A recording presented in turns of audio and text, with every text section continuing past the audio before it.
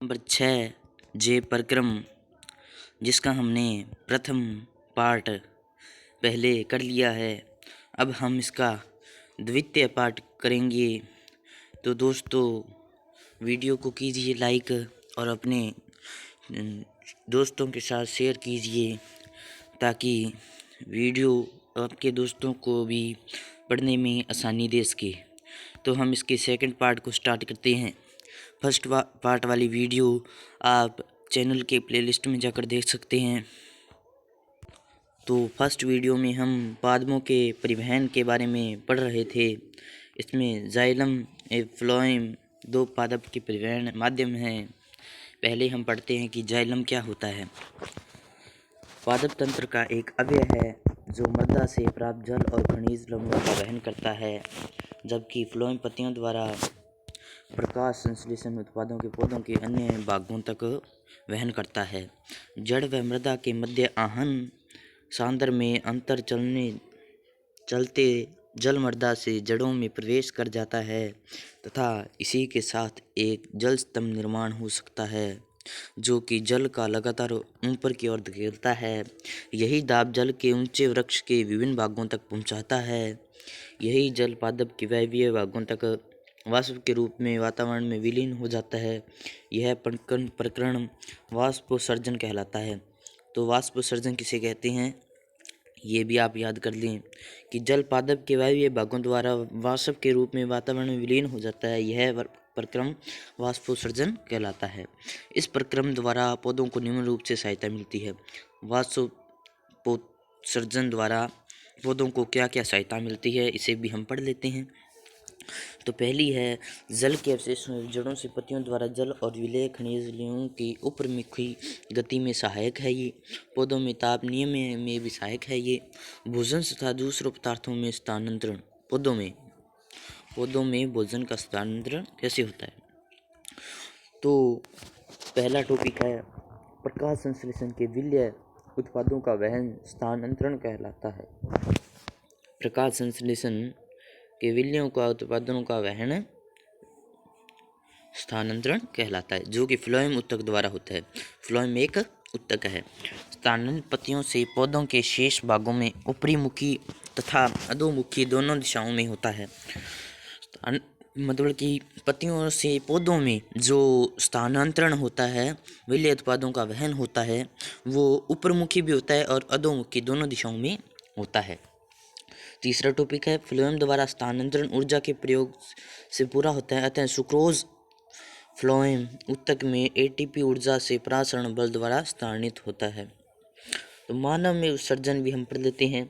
वह जैव प्रक्रम जिसमें जीवों में उपायचीय क्रियाओं में जनित हानिकारक नाइट्रोजन युक्त पदार्थ का निष्कासन होता है, उत्सर्जन कहते हैं। तो ये परिभाषा को आप अच्छी तरह से याद कर लें, रट लें या याद कर लें या समझ लें। तो एक कोश के जीव इन अपशिष्ट पदार्थों को शरीर की सतह से जल में विसर्जित कर देते हैं। एक कोश के जीव जैसे हम हैं, बहुकोषीय जीव जैसे अमीबा है।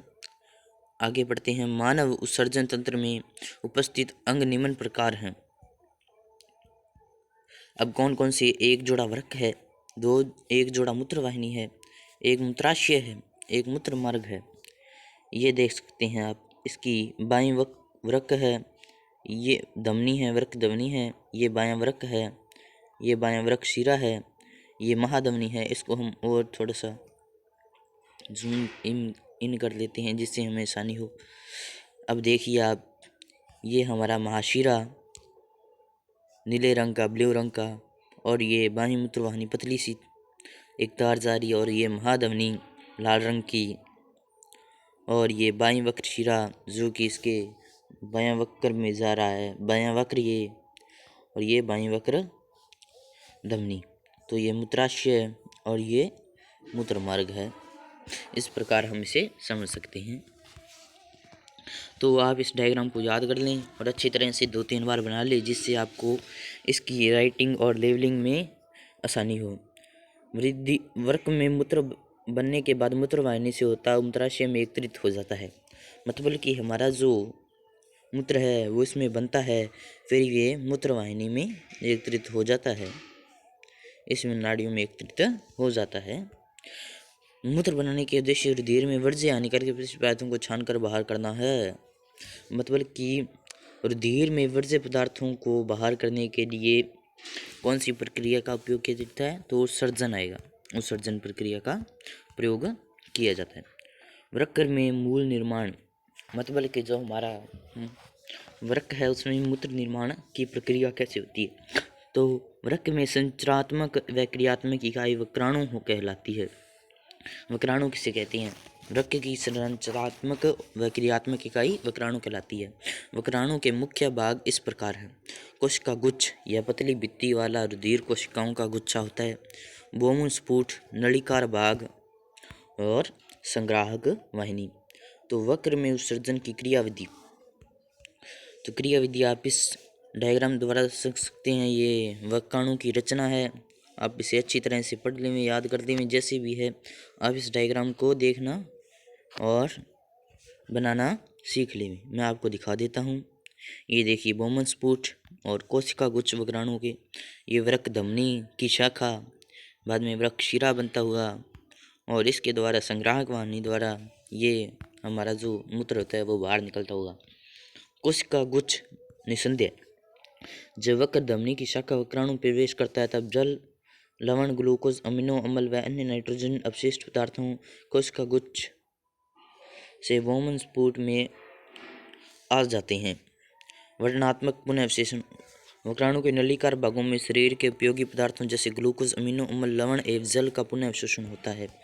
नलिका स्त्रावन, यूरिया अतिरिक्त जल एवं लवण जैसे उत्सर्जित पदार्थ वक्राणु के नलिकार भाग के अंतिम सिरे में रह जाते हैं, मूत्र का निर्माण करते हैं। वहां से मूत्र संग्राहक वाहिनी द्वारा मूत्रवाहिनी से होता है। मूत्राशय से अस्थायी रूप से संग्रहित तथा मूत्र के दाब द्वारा मूत्रवाहिनी बाहर निकल जाता है। तो आदि अपशिष्ट पदार्थ पहले वक्राणु के नलिकार से प्रवेश करते हैं, फिर ये संग्राहक वाहिनी द्वारा मूत्रवाहिनी में होता है। तो ये मूत्राशय में आते हैं। ये अस्थायी रूप से संग्रहित रहते हैं। मूत्राशय का जब दबाव पड़ता है तो ये मूत्र मार्ग द्वारा बाहर आ जाते हैं। अब हम पढ़ते हैं कृत्रिम वक्र। कृत्रिम वक्र अपोहन, यह एक ऐसी युक्ति है जिसके रोगियों के रुधिर में कृत्रिम वक्र की मदद से नाइट्रोजन युक्त अपशिष्ट पदार्थों का निष्कासन किया जाता है।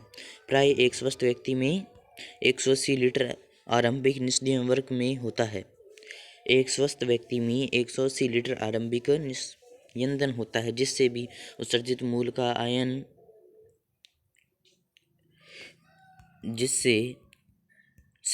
उत्सर्जन मूल का आयन 1.2 लीटर है। शेष निस्यंदन वक्राणु में पुनः अवशोषित होता है। पादप में उत्सर्जन, वाष्पोत्सर्जन प्रक्रिया द्वारा पादपों अतिरिक्त जल से छुटकारा पाते हैं। ये हमने पढ़ लिया। बहुत से पादप अपशिष्ट पदार्थ कोशिकाओं रिक्तिकाओं में संचित रहते हैं। अन्य अपशिष्ट पदार्थ उत्पाद रेजिन तथा गोंद के रूप में पुराने जाइलम में संचित होते हैं। पादप कुछ अपशिष्ट पदार्थों को अपनी आसपास मृदा में उत्सर्जित करते हैं। तो हमारा ये चैप्टर कंप्लीट होता हुआ। तो प्लीज़ वीडियो को लाइक करें और चैनल को अपने दोस्तों के साथ शेयर करें और उन्हें सब्सक्राइब कहना न भूलें, क्योंकि यार मेरे भी तो सब्सक्राइबर बढ़ते हैं, इतनी मेहनत से वीडियो बनाता हूँ। प्लीज़ भाई आपका सिर्फ एक लाइक कर दो। ओके, मिलते हैं ऐसी नेक्स्ट वीडियो में, तब तक के लिए।